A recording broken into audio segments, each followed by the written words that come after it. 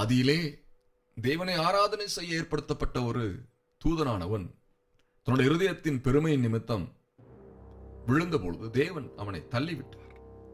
அவன் விழுந்த இடம் பூமியாயிருந்தது. இப்பொழுது ஒரு கேள்வி, பூமியில எந்த தேசத்தின் மீது அவன் விழுந்தான்? வானத்திலிருந்து விழுந்தான். இப்பொழுது காணப்படுகிற தேசங்களிலே எந்த தேசத்திலே அவன் விழுந்தான்? ஒரு பக்கம் அது இருக்கட்டும்.